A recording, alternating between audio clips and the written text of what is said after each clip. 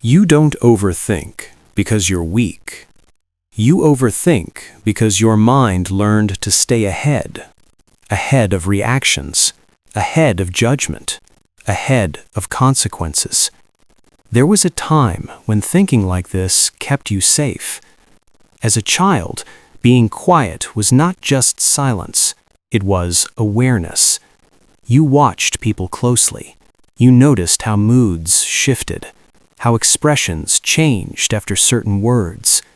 You learned something early, that words had weight, that emotions could disturb the room, that speaking could change everything.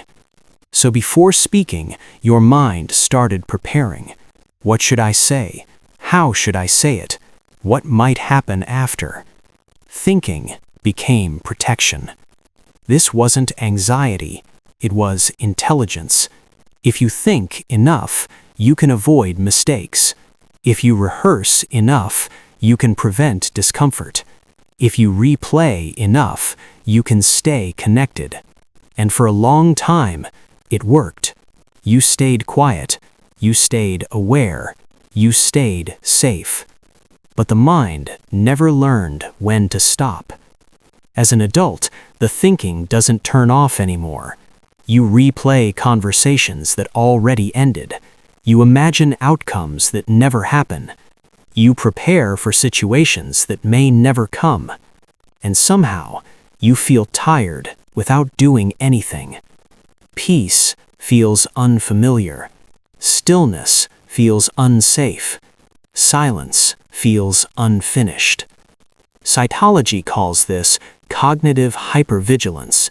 Your nervous system learned that silence requires monitoring, that rest requires alertness, that calm requires control. Your mind is not broken. It's doing what it once had to do. It's trying to protect you from a danger that no longer exists. Healing is not about stopping thoughts. Healing is about teaching your body that the moment has passed, that you don't need to rehearse your existence anymore, that presence is safer than prediction. When safety becomes internal, the mind slowly loosens its grip. You weren't broken for thinking too much. You were adapting, but adaptation is not your destiny. This is episode 2 of Inner Wounds, and in the next episode, we explore what quiet minds often turn into next: emotional numbness.